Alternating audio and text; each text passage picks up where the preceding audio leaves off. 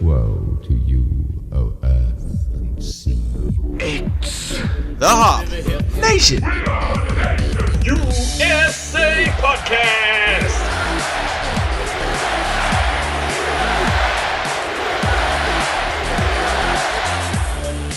Welcome back, everybody. This is Hop Nation USA Podcast coming to you live from, well, my living room, Steve's living room, and Ryan's living room.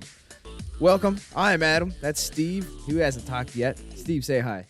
It's my office, not my living room. Oh, I apologize. The office. That's my bad. And the third name that you heard there, Ryan, he is I'll say he's a guest host at this point in time. He's been on enough. Yeah, but, I think I got my recurring role going here. Yeah, we'll officially put you in the rotation. Very nice. Very nice. No longer a guest. You are now a guest host. And I am actually in my guest bedroom at this point in time. The previous owners of this house, this was their baby's nursery, I think they call those. We don't have kids. So if you look behind me and you see all this like nursery looking paint, it is because we haven't changed it. So it just gives the office a nice mellow mood. It really does. It really does. I actually soothing. I love working in here actually. My home office is very similar. It's in the spare bedroom, and it's so much better than my regular office. Oh yes. Yes. You know, the carpet so much better in there. Oh, absolutely. But yes, this is Ryan from Fueled by Hops back again in his respective office. And this is a very special episode. This is episode 150, century and a half. Congratulations. Thank you. And we have absolutely nothing planned to celebrate that. That's not true. We absolutely do have something. Yeah. Steve has something planned. No, we just have something planned in the way of we actually have content. I completely agree with that. Yeah. Yes. We do not have anything planned to celebrate 150 episodes. No. I'll put it to you that way. Much easier. So I guess we should go around the room, introduce our beers for this episode. Steve, I'll start you off. What are you drinking? So this evening I'm drinking a big old Crowley Boy. Nice. Crowley. I got the Southern Tier 3 times IPA. Ah, very nice. Yes. So Ryan, what do you got going on? Yeah, so this one just got sent to me. I'm going to crack it open. It's from Burial. I'm a huge Burial fan down in Nashville. My buddy just sent this up to me, and this is Tonin the Barbarian, the IPA. So nice. Very excited about this one. We're definitely fans of Burial here on the show. Absolutely. I think everybody is. I don't know anybody that isn't. Yeah, you can't not be. Right. We used to get it at Vintage Estates, but we can't find. I haven't seen Burial out of there in a long time.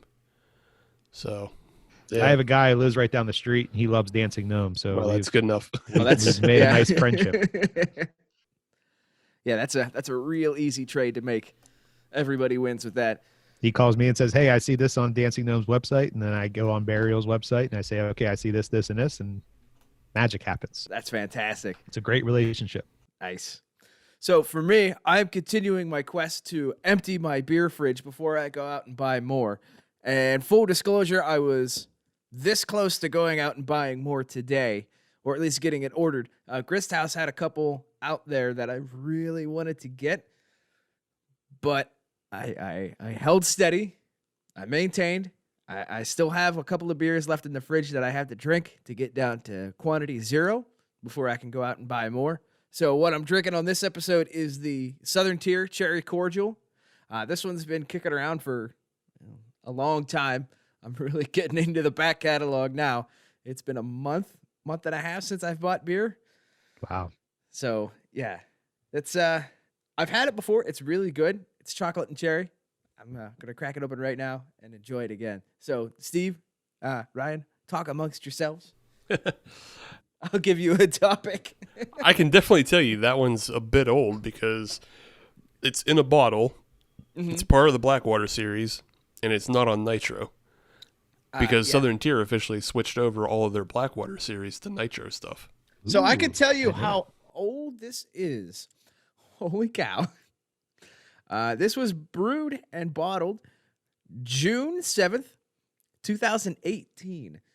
Oh, So I thought you were going to say 2008 for a minute. I was like, that thing's on its way to getting its driver's license. So it's a hair under 2 years old, and I don't care. It's still really good. Well, of course it is. It's a Blackwater series, and it's a stout. It's only going to age and mellow and get a little bit better. Unlike this 3 times IPA, I could not let that sit for years. No, you got to tackle that one immediately. Yes. You have a crowler of it? Man. Yeah. This show should end well. Look, I've got a long episode, and then I've got to edit all this stuff. I need something to just keep you going. Yeah, just keep me going for the day. Also, it's a crowler. I got to get rid of this thing soon. Yeah, you can't half-ass that thing. It's all or nothing. Right. I did find in the fridge, and I was very surprised that I found it. It was just like hiding. But I found another 10W40 Mexican hot chocolate. Wait, you lost a 10W40? It's not that I lost it. I found one.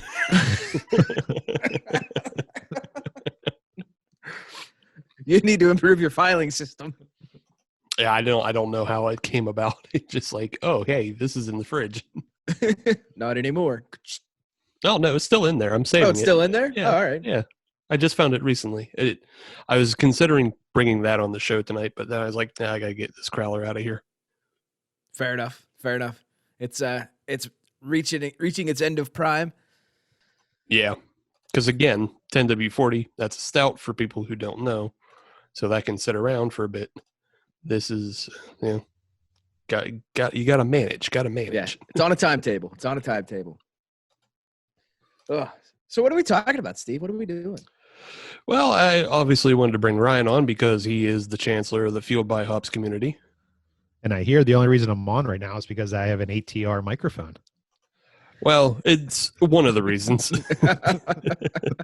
I may get a little lax in the coming weeks about who I allow on the show, but obviously we've been trying to keep the quality of the sound as best we can. But yeah, no, I wanted to bring Ryan on because you are the head of the Fueled by Hops community, and we haven't talked much about how different beer communities have been keeping up. We've touched on the happy hours and things like that, but obviously, you were going to be putting on the Fueled Fest 412. We talked about that. We were promoting that because we were going to be a part of it in some fashion, and we were just going to go and enjoy it. Obviously, that got I don't want to say canceled, but it got rescheduled. Yep. So yeah, we wanted to talk about that as well. So yeah, just wanted to check in with you though. Like, how's the Fueled by Hops community holding out? Well, first off, I can tell you that our engagement in the group is through the roof. Like, it is astounding. We check the numbers every couple of days or so. Facebook publishes your group engagement figures, your analytics and stuff. And I think, actually, I'm going to pull it up right now. We were sitting at, hang on, bear with me here. At one point in time, I think we were sitting at maybe 13,000 comments and stuff per month. And just checked it this morning, and we are actually sitting at 24,300 in the last 28 days. That's a hell of a jump. So we had an absolutely incredible jump in our engagement, which, 150. Just with the people being at home and, everybody just kind of hanging out at the house and drinking beers and really can't do too much. So they come to the group, for entertainment. So it's done really well for our engagement numbers.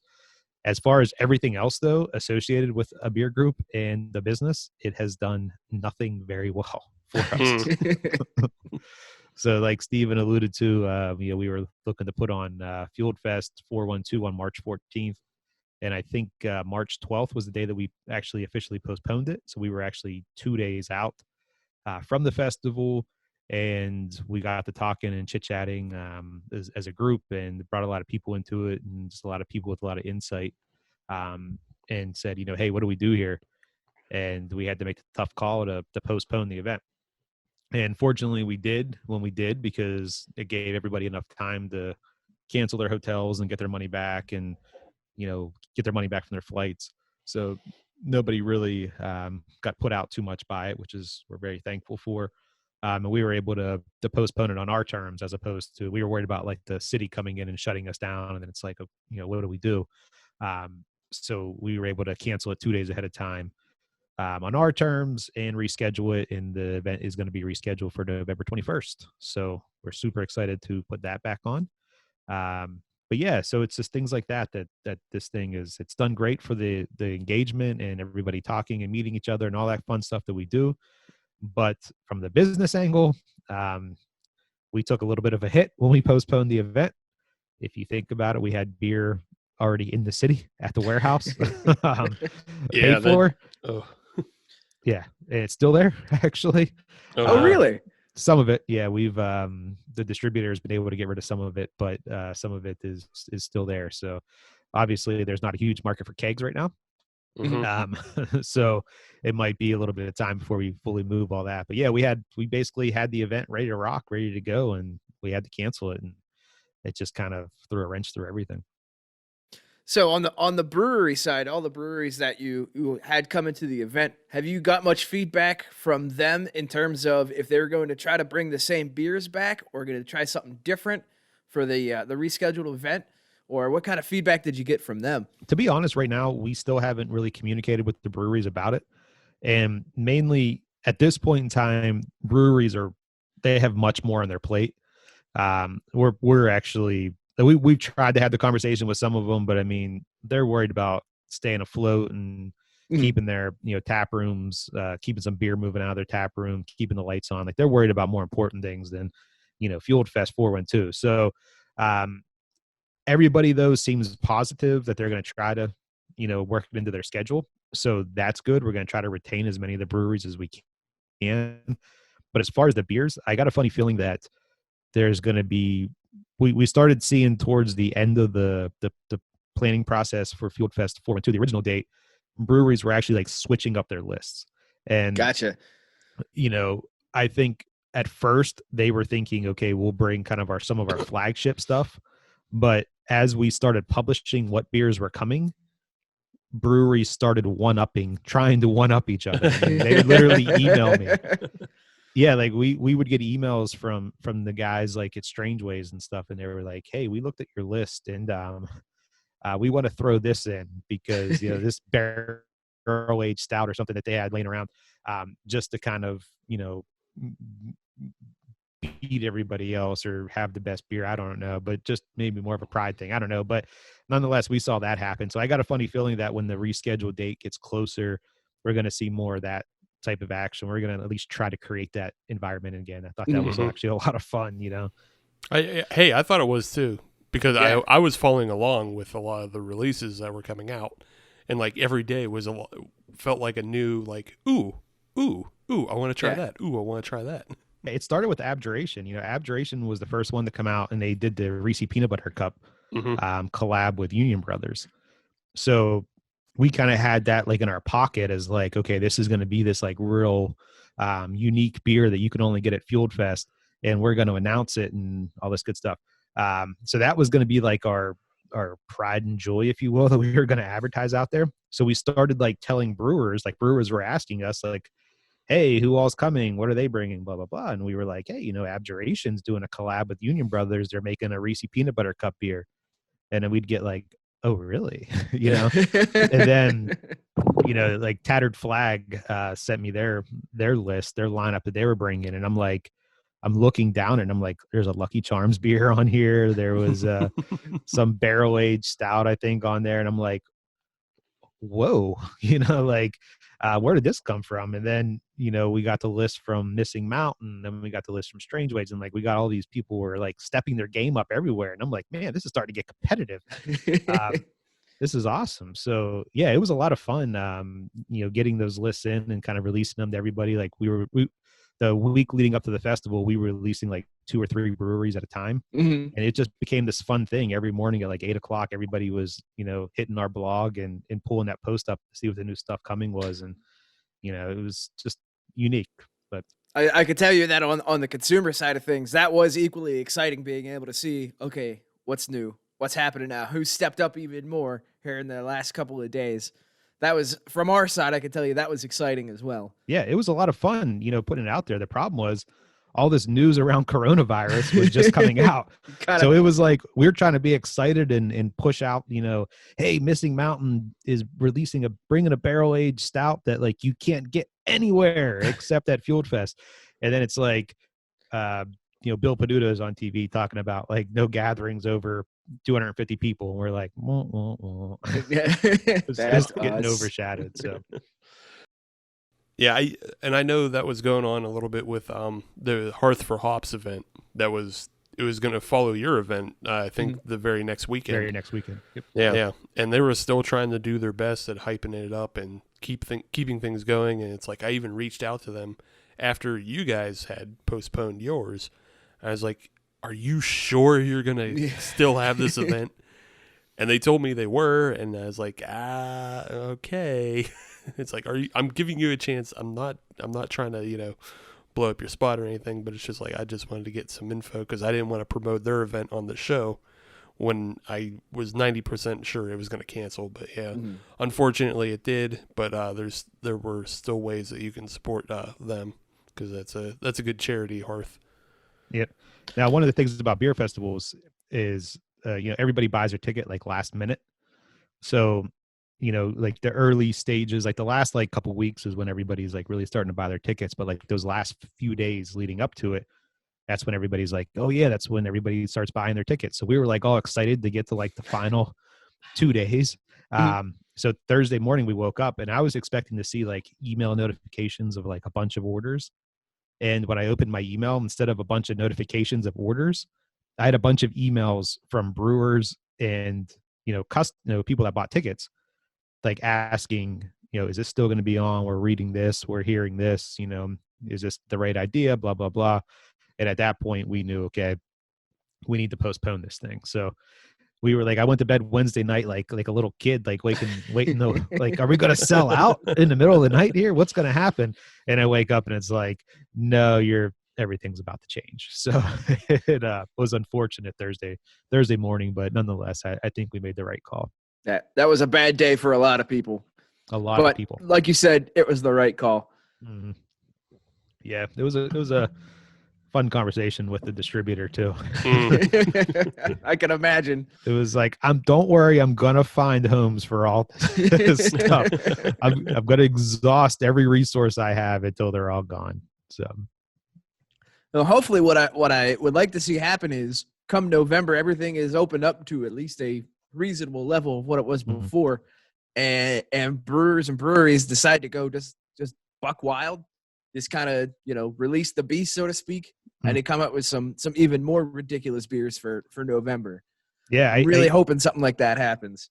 I think it will, but I would be foolish to say that I think the beer festival landscape is definitely going to change as a result of all this. If you think about it, when you go to a beer festival, you're putting hundreds of people in a room, elbow to elbow, with a glass that they drink out of the whole night, that they're passing around, that multiple people are handling, and different things like that. So I am interested to see, and we talked about this on our live cast, Fueled Live this week. Are we going to be is the glass taster done? Are there going to be capacity issues at these festivals? Like, I think beer festival is still going to be here, and we're still going to be able to throw cool events. It's just, I think, going to look different than what we're used to. You're probably going to get plastic tasters. Yeah. Oh, well, and that was something that the Hearth for Hops event was already planning on before they had canceled. They had told me that they were planning on using plastic one-serve cups, and then you would get a glass taster from them, but it would be at the end of the event. You couldn't use it at the event. So that's one thing. Just recently, they came out with the phases, the phase 1, phase 2, phase 3 of reopening America as it is. What a ridiculous statement. Yeah. It's not the worst thing though. And but like as states, and it's going to be up to the states to decide absolutely. what Yeah. phase they're in. Which I don't know. I think that's kind of stupid. I feel like if you're in the contiguous 48, you shouldn't be able to move on to phase 2 until all states are ready to move on to phase 2, because what the fuck is interstate travel? It's nothing. Right. Anybody can do it.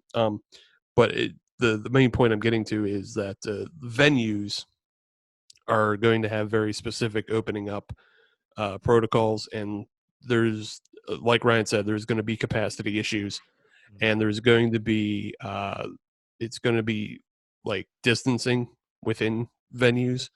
So it's going to be interesting to see what venues can hold, how many people can hold, and like, is it going to be financially viable for those, for, you know, not to put a raining down on your parade, Ryan, but like Spirit can only hold so many people. Yeah, we're preparing for that. Actually, my contingency plan is that we do 2 sessions, and half the people come early, half the people come late. Makes sense. Right. So yeah, and it just might have to be that way, or it's going to be a lot more open air venue stuff. Because if you're in a park or something, you can easily spread out that way. Yep. Yeah. Has there been word if the Pittsburgh the Beers of the Berg, has there been word if that is still on or canceled? Because that's right on that cusp in early June. I haven't heard whether it's been postponed or not. No, I haven't heard anything either. It was funny because when we rescheduled Field Fest, Spirit gave us 3 dates to choose from, and one of them was Beers of the Berg. Oh, and the next one was Fresh Fest. Oh. So we were like, we'll take November. It's like a no and a choice. double no. Yeah. But no, I haven't heard anything about Beers of the Berg, but I have a funny feeling we'll probably know something here shortly. Yeah, there's going to be a lot of drinking in the third quarter of 2020. That's for sure. A whole lot. It's going to be drinking and sports. There's already a lot of drinking happening. There's just no sports happening. Yeah, there's already a lot of. Yeah, we're doing very well with the drinking. I've consumed more in the last month than probably in the last 3. Yeah, definitely. Same easily. Here. But it's all been beer. It hasn't been liquor. No, you know what? You're right. I have not touched the liquor since this whole thing has started. I've stopped with beer the entire time. It's so hard to fucking get liquor in PA. Well, I've got reserves of that too. Yeah, just I know. Laying around. I know. I'm just making jokes. My problem is I see all these breweries and they're doing all this takeout and like online ordering and stuff. And I'm sitting here and, at nighttime, you already have a couple in you. So you're feeling loose and compassionate. And you're like, oh, these guys are doing this. I need to support them. So it's like, boom, you go on there, you get a couple 4-packs, Yeah. And then it's like the next day, it's like, oh man, I got to help these guys out. So you get a couple 4-packs. And now when you look back, you're like, whoa, how many 4-packs do I have? That's where I'm at. Yes. What's worse than drunk shopping online on Amazon is drunk shopping online on breweries. Yes. So this online ordering stuff, I thought it was great at first, but it's becoming deadly. Yeah, Grist House is going to be getting my money as soon as this as soon as the stock goes down enough. Yeah, they're getting my money, and I'm taking a trip out to the missile site. No doubt about it. Nice. Missile site's nice. I haven't been there yet, actually. I live in the South Hills, but I haven't been there yet. I was surprised at how close it is to actual Adam's house. Because it's not far. No. But it's Collier, right? Collier Township? Mm-hmm. Mm-hmm. And it's actually not even that far from me. I'm trying to think if that actually might be closer to me than Abjuration. It's probably an easier drive, at least. Yeah. Yeah. Just because the 4 closest breweries to me that I'll drink at are Abjuration, Helicon, Cobble House, and then now Grist House. Yeah.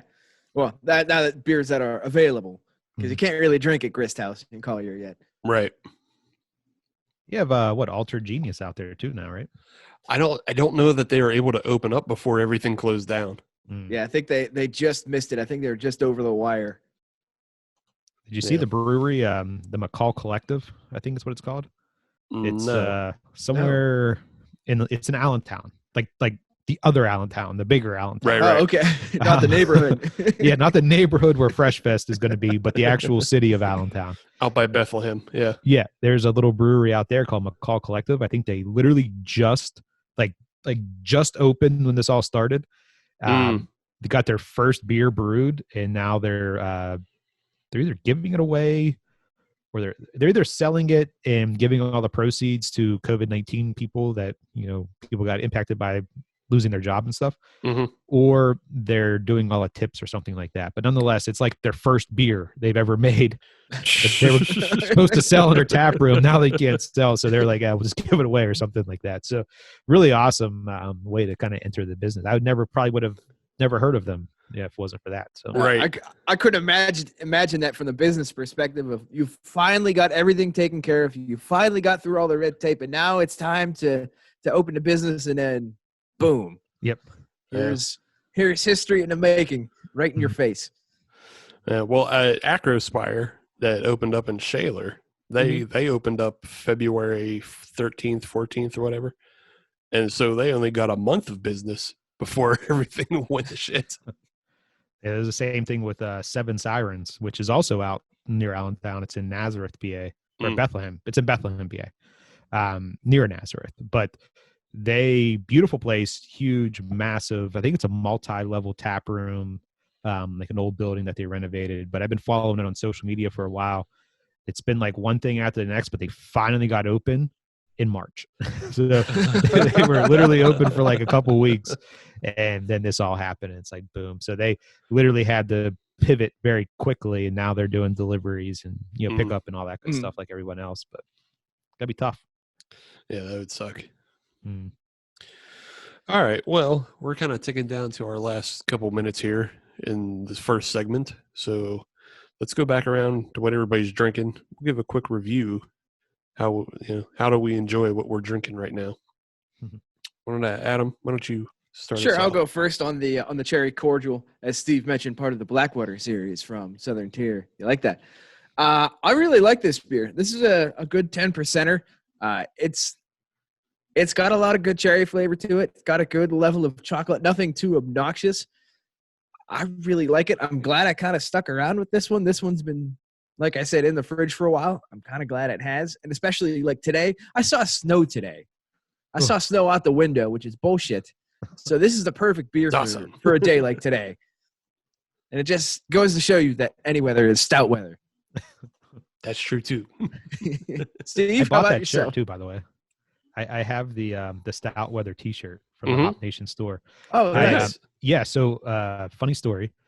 When I ordered it, I believe it was like I was probably 3 or 4 beers into the night whenever I saw it and I ordered it. So when I saw that I got like an email from Teespring or whoever you guys use, TeePublic, whatever, and it was like, your order's on its way, and I'm like, oh crap, what shirt did I order? So it was like this game of going to the post office, like opening it up, and so it was like a surprise. But yeah, I got the Any Weather is Stout Weather. That's awesome. Shirt, Thank you. And I got lots of compliments on it too. Awesome. Oh, very well. So you can direct everybody to the teepublic.com/HopNationUSA website. You guys got to get your logo on there somewhere. I like selling some shirts that are just shirts to sell. Yeah, because that's an easier money maker than because I've sold like what are we selling now? We're selling the Karens with Attitude T-shirt. Yeah, that is a great shirt. Yeah, we sold one of those already, so yeah, it's a nice shirt. Check it out. So Steve, on the Crowler, how are things on the Crowler front? So coming back to this here, I really enjoy this. I mean, I've already had it before, but this is the first time I'm having it on the show. It's a surprisingly clear beer, as you can see from the photo, for being a 3 times IPA, but not quite 10%. It is 9.5. So sad. Just a little guy. Just a little guy. It is made with Columbus and Cascade and Simcoe hops. So this is one of the big piney ones. This is something you would not like at all, Adam. Because I would imagine not. Yeah, it's Pine Tree City over here. And if I'm going to do that, I'll just go to Stick City. Thank you very much. Yes. But yeah, that's the beer. It's really good. I enjoy it. I still think I like 2 times more than 3 times, but yeah, it's kind of it's a nice progression. The same way Dogfish Head has 60 and 90, and then 120. Southern Tier has regular IPA, and then double, and then triple, and then they'll eventually get to an IPA that can rival the 120. Maybe. I hope that happens. Go for it. Do it, Southern Tier. You won't. Stupid. You won't. Chicken. Ryan, final thoughts? Yeah, so I'm drinking again the Burial Tonin the Barbarian, and this one is it's kind of DIPA territory. It's a 7.5% beer. Really enjoying it. Has Mosaic, Simcoe, Mandarina, Sabro, and an experimental variety, but it doesn't say what the experimental variety is. It just says an experimental variety. So very juicy, just very just a nice hazy, juicy bomb. And I'm really enjoying it. It's like every other IPA I've ever had from those guys. And yeah, I really like it. Never been disappointed yet. I too have yet to find a bad beer from Burial. Yeah, I really their stouts. Wow. Yeah. Incredible. I mean, that's what I've mostly had from them is their stouts, like the griddle. Yeah. The griddle's a killer. I love that one. I had that one. I think I have a review on there somewhere on YouTube, and I was like, it's going to be a YouTube star. Decided that was too much work. Fair enough. So instead, you put together a beer festival, a community, sell glassware, do so giveaways. Editing videos terrible. Yeah, well, that's my job. And my job is to wrap this section up. So we'll be right back. I'm sure we'll put some plugs in here for First Sip or somebody. Mm-hmm. And we'll be right back with segment 2, where we get in on the Netflix. It's the start. It's going to get good. This is going to get so good. It's the start of 8 weeks of torture for us, but Ryan's here for the first week. Yes. So this is self-inflicted. We did this to ourselves. So, all right, grab another beer. We'll be right back. Welcome back, Hop Nation USA listeners. This is Adam on our beautiful episode 150. That's all we're going to do about it. We're just going to mention it. We're not going to celebrate it. Steve is back, I think. I'm still here. Steve is here. Ryan, don't leave. He can't leave. You're not allowed to leave. Yeah, I'm stuck in the computer. Nobody knows this. I've achieved transference. You've reached a final level. You've reached your goal. That's right. Steve will live on forever now. That's right. Ryan, welcome back. Fueled by Hops, our guest host. No longer just a guest. I'm a recurring host. Yes, we'll have to get you a T-shirt or an armband or something. Yeah, I want a hat. Like one of those, remember those old hats like in the 1920s that had like the press thing in it, you know, like the press guys would wear? Oh, I want one of those. Oh, a trilby with a press card. Yes, with a Hop Nation USA press. Okay. Well then. Infield reporter, we can do that. That just reminds me of the days when we were going to send Sam out in a pith helmet. Mm-hmm. Gil Ducia reporting. We need to get him back on and get him a helmet.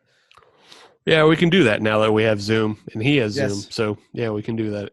Sam no longer has excuses. I know, exactly. Nobody has any excuses. We're all trapped in our homes. That's right. If I have the technology and know how to run it, anybody can do it. Yeah. Sam's excuse will be it's a work computer, so he can't use it for that.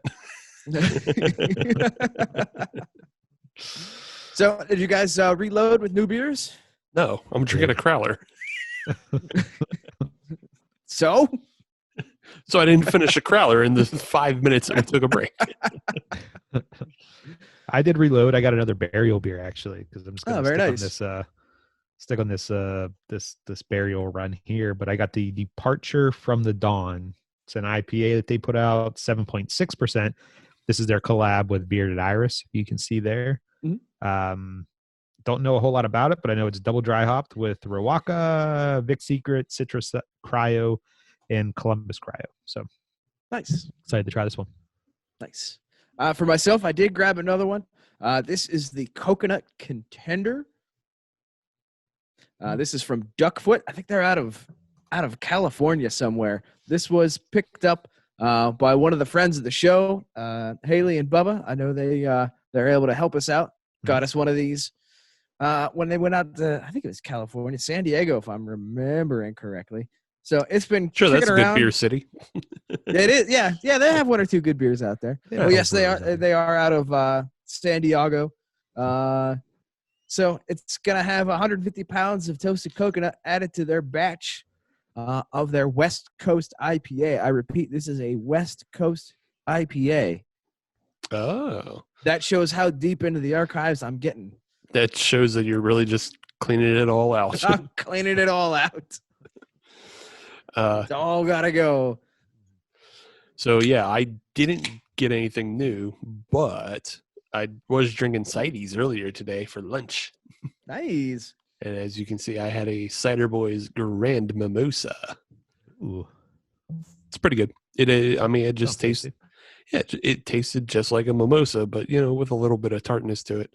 Cider Boys is pretty good with like these mashup ciders that they have going on. They have I think they have a pineapple one. They have strawberry ones. It's just like a shitload of other fruit dumped in to an apple cider. Nice. It's good. It's good shit. I love it. Where is Cider Boys out of? I don't know. All right. Okay. I pick it up in Ohio, and that's all I know about it. So since it's from Ohio, it could be from anywhere. That's right. Because Ohio seems to be like the nexus of distribution. Yeah.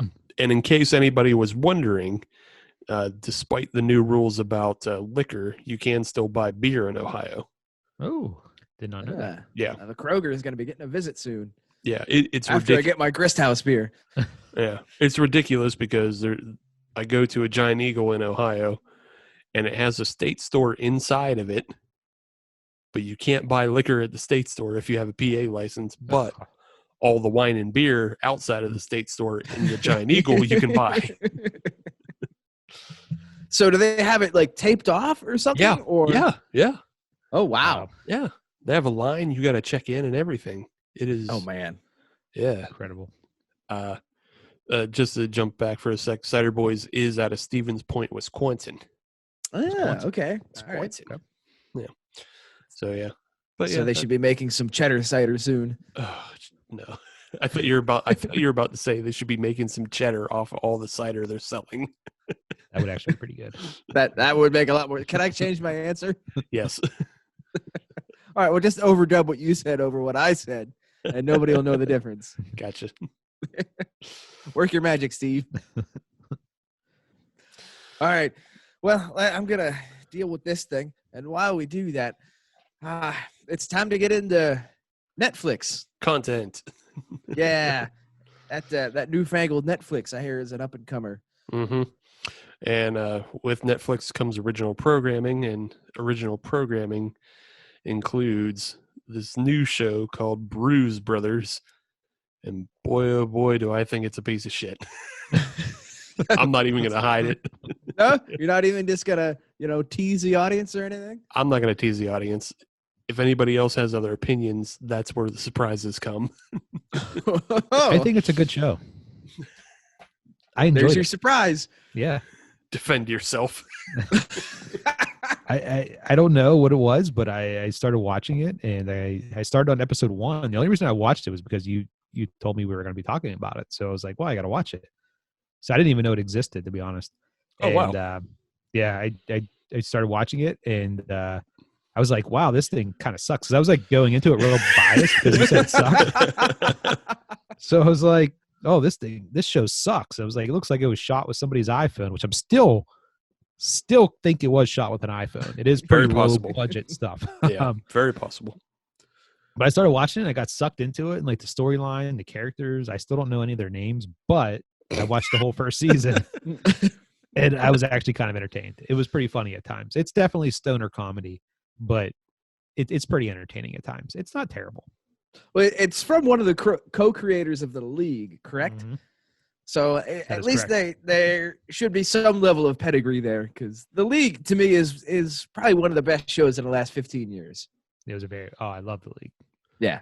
The League was fantastic, but I think part of what made the League fantastic was that the pedigree of the comedians that were on that show with Nick Kroll and Jason Mantzoukas and Paul Scheer, like the level of improv that they could achieve, because that was most of the show was improv. Yep, it's very true. Yeah. Bruise Brothers is not that way. Not at all. Bruise Brothers is it is a very try-hard show, and it's one of the main things that glares at you is that it's super try-hard, and you can tell it wants to be the League or it wants to be Always Sunny, but everything is like scripted in a very I don't know, herky-jerky fashion. I'll say that, Ryan, you watched the entire series. We're watching it kind of one episode at a week. So I am open to this thing getting better, but this first episode was one of the worst things of TV I've ever watched. It does get better. Okay, good. I've heard that from other people as well. The production value actually goes up a little bit after the pilot. So they must have gotten a little bit of money or something. I don't know, but it just seems a little bit better put together towards the end there. Okay. Because I could tell you that episode 1 was, oh boy. It was bad. What was the brother's name? Oh, Adam, the skinny one. Yeah. He wasn't just unlikable. He's unrealistic. Yes. Yeah. That's a very good way of putting it. Brewers don't really talk like that. No. He's not an unlikable, unrealistic Mary Sue. Yeah. Because it seems like of all the characters, he gets the most to do. Because he's the best brewer, but also he has that weird jerk off thing going, and then he also has this other thing going, and it's just what the hell? It's too much. It's definitely too much for his character. And the other brother, Wilhelm or whatever his name is, isn't really a likable character either. I find myself liking the girl and Chewie more than the two main characters of the show. Mm-hmm. Agreed. Yes, I will completely agree with that. It just wasn't. They gave me no reason to root for them. Right. Yeah. Good point. And that's the comparison I was drawing with Always Sunny, is that Always Sunny, all 5 main characters are shitbirds. like they are. Yeah. And that's the charm of the show. But the thing about this show is, like you guys were saying, is you kind of want to like the female employee that's there, that, again, it's so hard to remember any of their names. Yeah. Sarah's her Sarah, okay. Yeah. So you kind of want to like Sarah because she isn't really doing anything wrong. She's just beholden to these shitbirds that she works for. Well, she's almost like she is doing something wrong. Oh, yeah, it comes out in later episodes. Well, no spoilers. We can't do that. Yeah, her character gets a little bit of depth. Let me tell you that. Okay, that's good. That's good, because that was the other thing, was the her and who was the assistant brewer? Chewie. Yeah. They didn't have much to work with there. No. Yeah, Chewie's just kind of like slapstick stuff. Yeah, they didn't flesh the characters out whatsoever compared to that Adam character that already had 3 or 4 things that he could, explore, so to speak. Yeah. On top of being the brother, on top of being the supposed best brewer, despite losing every brewing competition that we see him involved in. Mm-hmm. Yeah, go ahead. I'm going to say this because I just have to say it. I'm not going to try to spoil it, but I am going to say that there are some storylines that start coming out towards the end that become very predictable. Mm-hmm. Okay. So. Okay. Yeah. Especially with Sarah. Okay. Yeah, I mean, it's almost predictable from the fact that I just don't. The writing is so bad that I can just tell. It's just so bad that I can just tell at some point she winds up a love interest of one of the two brothers. Like, and it doesn't. The silence says it all right there. Yeah, I can just predict it. Like it's because it's bad. Like you could probably predict the ending if you thought long and hard enough about it. You can predict the ending of the first season. No season 2. Oh no, for sure. That could be stretching it. There's for It sure was good. It was entertaining, but like I don't know. I mean, I guess there is for sure going to be one, but you'll see. Right. You'll see. I don't want to say that's fair. We'll get there. We'll get there. Steve, for full disclosure, how many episodes have you watched so far? I've honestly only watched the one. Okay, all right. I only Same watched here. one. I've only watched episode 1 myself. I'm trying to keep it. We gotta get through 8 weeks of this. Yeah, it was. I thought that episode was so bad, and I just couldn't like stomach watching another one. But then I thought about it, and I was like, you know what? For content's sake, let's just only watch one a week. But yeah, that first one was so awful. Like it, and that goes into. Let's see if I can get probably one of the worst parts about this show. And oops. No. Oh, do you have a clip? Well, not a clip. I Oh, was going all to right. bring up. Let's see. I hate this program because I don't use it more than once a week. You would be a terrible Letterman guest. These characters. So I see what they're trying to do with those characters, Yeah. but I think they cranked it up just a little too much too early. These It's are a little annoying. Pretty quick.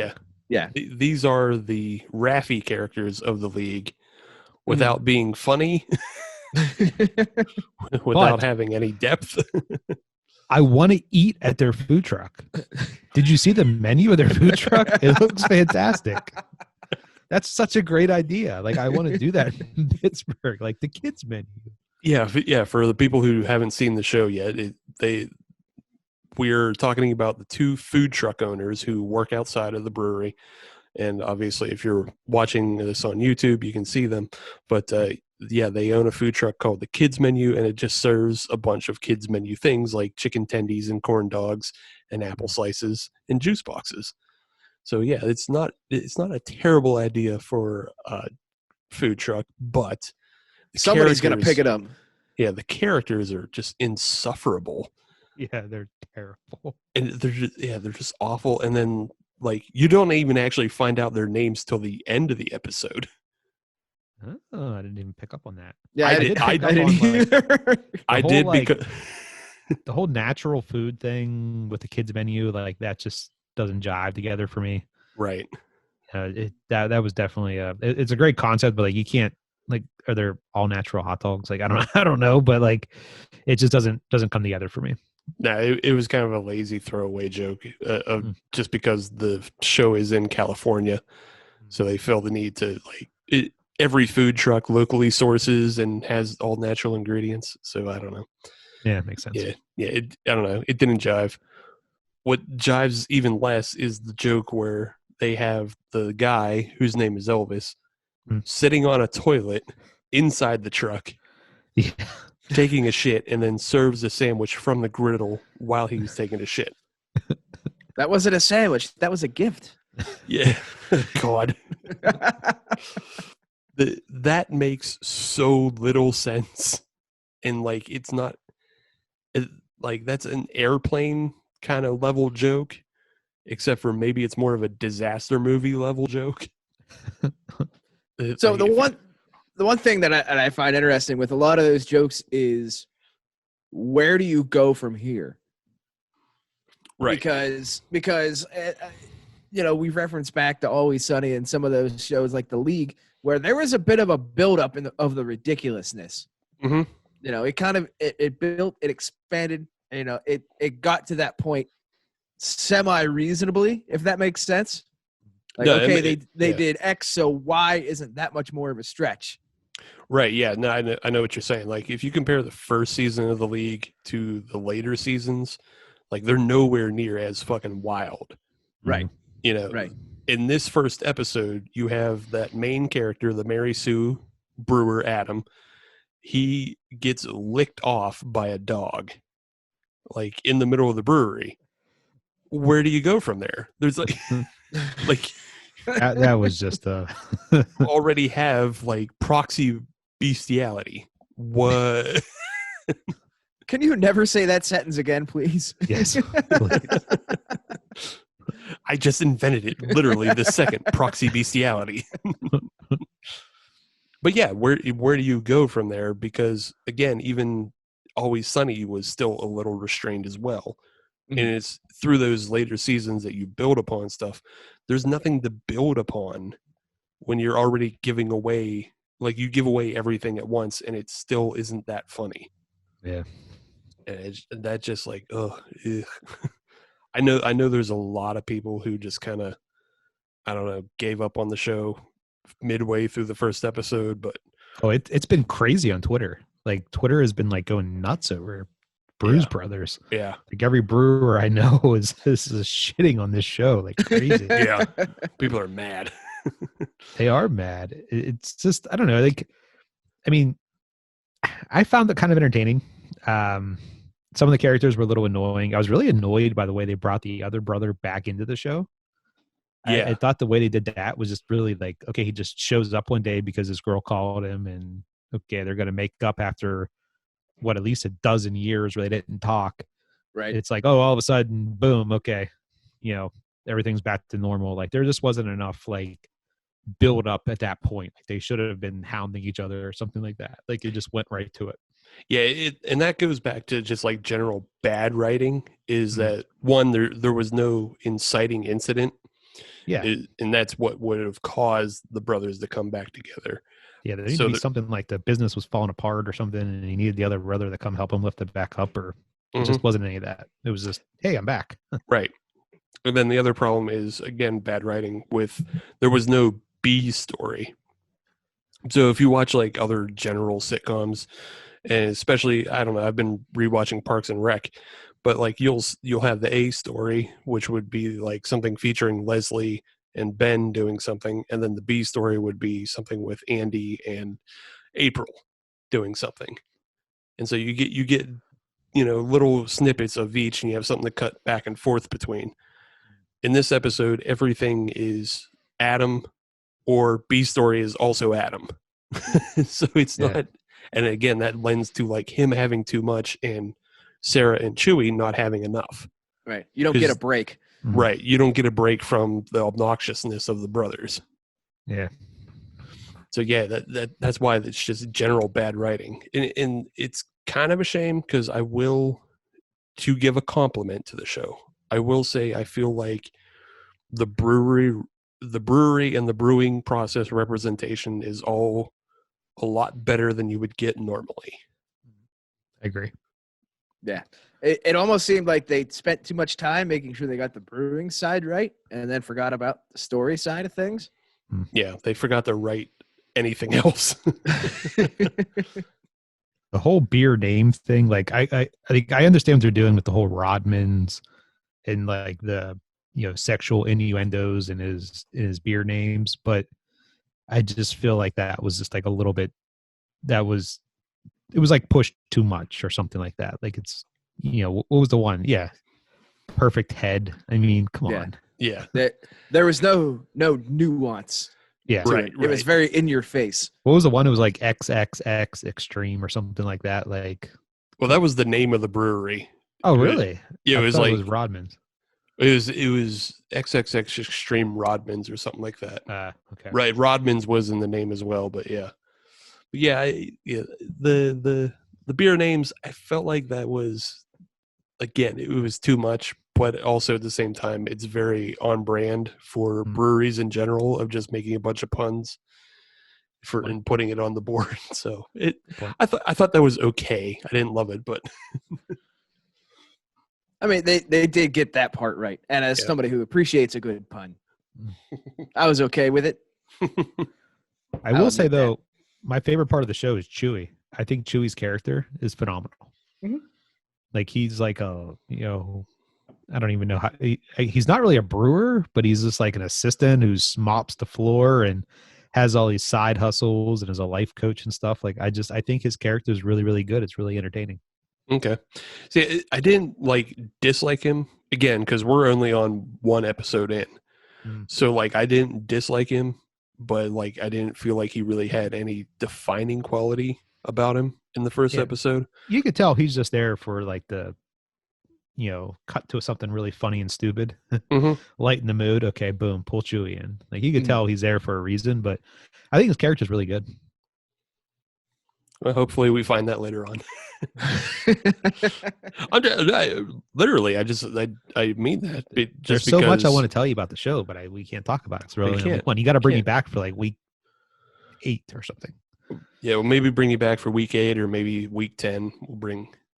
Wait, how many weeks is this thing? How many episodes are there? There's 8. Or there's 8? I thought there's 10. Yep, there's 8. Okay. Oh, good. Okay. 8. I can deal with 8. Yeah, no, you're right. It's 8. Yeah, I'm pretty sure it's 8. Sorry, Crowler was getting in my head. Mm-hmm. Yeah, it is 8. One too many X's. Yeah, so maybe we'll bring you back for the season finale, and we can talk about everything again. I hope we have at least one of the two of you change that you enjoyed the show. So I thought it was good. It was good. I laughed. I thought it was funny. I have a hunch which one of us would be the change, and I can tell you it's not going to be Steve. Very Steve possible. has a much keener eye when it comes to writing and pacing and things like that. I'm just a dumb brick when it comes to TV. I can be much more easily swayed. I am a lot more critical. Yes, I will say that. And it feels, I don't know, it feels so forced, so forced on everything, on every front. And it just, again, we're talking about how it's, it is made by one of the guys who was involved with the league. And then they brought on Steve Rannazzisi, the least funny member of the league. But they're trying so hard to make people believe that this show is funny, and it's at least in the first episode. Yeah, at least in the first episode. And you as somebody who is rewatching Parks and Rec right now, Steve, you have to admit the first season was nowhere near what it was when it got into the, season 4, 5, and 6. Oh no! And that's every show. Every show does require like time to define characters. Mm-hmm. It's just like, I don't know, when you get right out the box and be like awful and obnoxious and unlikable. Yeah, it's so hard. Like I would even say like Always Sunny, they didn't become truly unlikable until maybe 3 seasons in. I'd say like the first couple seasons you root for them as underdogs is a little bit, but like season 3, then it becomes apparent. I think season 3 is when they start doing the what do you think's behind that door marked pirate? When you get into that and they start invading other businesses and like harming people, then you're like, oh, these are bad people. These are just no good nicks. Yeah, these are the villains. Oh, well, I'm willing to go in with an open mind. Me too. Well, I said I'm willing to watch the entire season because I've committed us to 8 weeks of this now. Yeah, you have. Yeah, you have. You can tell like after the pilot episode, either like they got some new writers in or like some new resources of some kind, because like the whole like production value of it kind of goes up a little bit. So the writing does get better. The production does get better. I mean, it still ends like I'm still convinced it was done on an iPhone, but you'll see some of the stuff you guys are talking about. Like you'll see it kind of comes together. So okay. It gets better.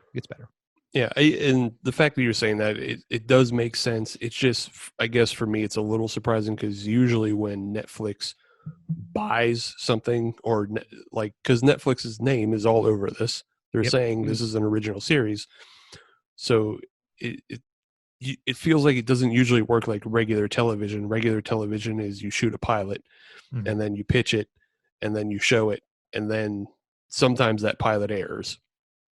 Netflix always seems to be more of, oh, we're just going to do 10 at once, or we're going to do 8 at once.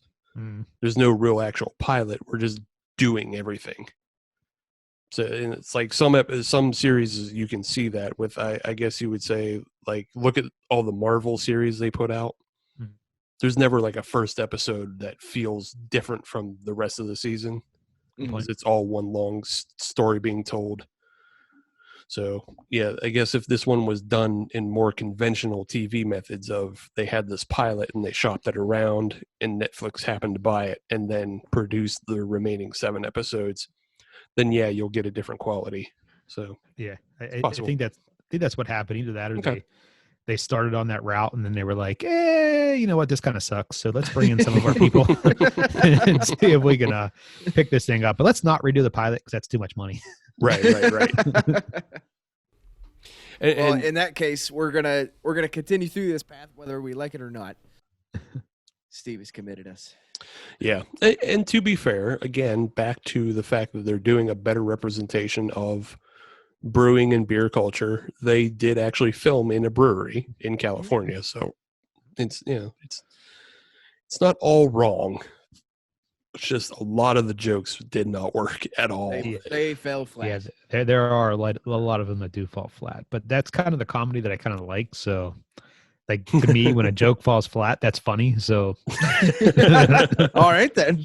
Well, see, that's different. That's just different intention. That's just you laughing at it. I'll say, like, my wife watched it with me and she enjoyed it too. So, you know, it's, I don't know. Just keep watching. All right. I want to come back for episode 4 and I want to come back for episode 8. So I want to see how you are in the middle and I want to see how you are at the end. Okay, we'll see. We'll see about that. We'll definitely bring you back for episode 8. I have a list of guests that I'm trying to collate from all different parts of the country and different. I have a friend I'd like to bring on who does movie reviews on the regular that I'd like to bring on to have him talk about this because he also is in the beer culture. So he's probably way more entertaining to me. So do bring him on. It's all different walks of life I want to hear about on this show. Also, we have to bring back Jason Sircone for this. So he's way more entertaining than me. I'm just a guy that sits around and talks about beer releases all day. Like, there's really not a whole lot entertaining about me. Well, we're just guys that sit around talking about guys that sit around and talk about beer releases. So good point. Yeah, that's all we do is promote you and Cans Pittsburgh. His stuff's more entertaining than me. Jeez, I'm way at the bottom of the list here. Oh man. All right, so what do you guys think of the beers that you're drinking? Steve, well, we already talked about yours. Yeah, so I'm still with it. Still good? Yes. Maybe just a little bit warmer. Just a little bit. But Ryan, what do you think of what you got going on? I'll tell you what, this departure from the Dawn, I'm actually liking it more than the Tonin the Barbarian that I had earlier. Just a really, really great, it's very citrusy. It's like really what I need right now. So I haven't really had like a nice like citrusy bomb beer. I've been drinking, like last night I drank the Black Clouds Breakfast. So I was like in a real big stout mood last night. So today I'm coming in like in a real hazy, juicy mood. And this one is just doing an excellent job of making my palate happy. So I'm extremely happy with this one. Right on. Right on. So for me, with the Coconut Contender by Duckfoot, you guys would like it. I probably would, yeah. Yeah, I don't, but that's because of my sensibilities, not saying anything about the craftsmanship of the beer, but it's not for me. It's definitely on the West Coast IPA side of things, so Steve, I know you would like it. Yeah, West Coast IPA with coconut, yeah, I'm there for it. Yeah, you would be in there. But for me personally, not so much, but I'm going to finish it. I'm a trooper. Right on. There's no doubt about that. I mean, it's not awful. It's just not to my sensibilities. Okay. So just quickly, we're doing a new thing on the show, Ryan, where we can't do the podium with the bronze, silver, and gold, but what we can do is just say, is there anybody you'd be willing to trade with? Is there anybody who had a beer tonight that you would rather have? I can personally say I would rather have the Tonin the Barbarian from Burial because I want to drink all Burial. Actually, I'm going to say no. I'm just a Burial lover, and I'm going to hog it all. So when I get my hands on it, I love it. And so I don't think I'd want to trade with anybody, to be honest with you. That's fair. For me, the Southern Tier, I'm keeping that one. But the Duckfoot, I'll trade that for another one. I don't know if it's going to be any better for me, but I'll trade. Just try something different. Just to try somebody else. Yeah. I've never had the 3X IPA, so maybe that would be kind of interesting to try that one out, but we'll see. Yeah, it's fine. Yeah. I've had the 3X IPA before, so that's why I'm all willing to trade for Burial. That is Burial. Yeah. All right. Well, Ryan, how about you give final plugs for the show? Let everybody know where they can find you, your community, and anything about Fueled Fest. Anything you want to talk about, go. Yeah, absolutely. So the best place to reach us online is our blog. It is fueledbyhops.com. We have on there, we've been posting up all kinds of releases and interviews, and all of our podcasts make their way there. You can also get links to our Facebook group, which is where all the action happens with Fueled by Hops. That's kind of where we started as a Facebook group. So you can find links there. But just hit the blog, check that out. You can hit us on social as well. We're on Instagram as @fueledbyhops_. We're on Twitter @fueledbyhops, and on Facebook, our page is @fueledbyhops as well.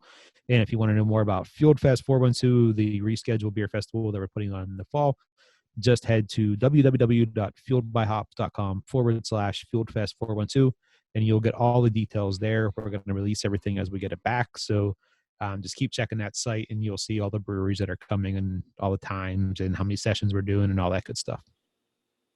Right on. And if you want to find us on social media, all you have to do is search Hop Nation USA, and that'll get you Twitter, Instagram, and Facebook. And if you want to listen to brand new episodes of the Hop Nation USA podcast every Friday, as you should, then search Hop Nation USA on your favorite podcatcher like Stitcher, Podbean, Spotify, Google Podcasts, Apple Podcasts, and any other cast carrier that you can think of. And, of course, we're now on YouTube for the time being. And if you're on any of those platforms, leave us a 5-star review because we are a 6-star show, but they only let us pee in 5. And that's a worse crime than the pilot episode of Bruise Brothers. So, yes, again, thanks, Ryan, for coming on. We'll definitely have you back for the season finale to talk about this. I'm looking forward to it. And other beer things. Yeah. That episode might wind up being like 8 people on that episode or something. Just a big mega cast. Just a big Zoom meeting. Just a big Zoom meeting. I'm good with that. Yeah.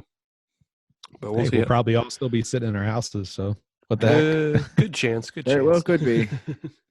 I still will be. I work from home. Good point.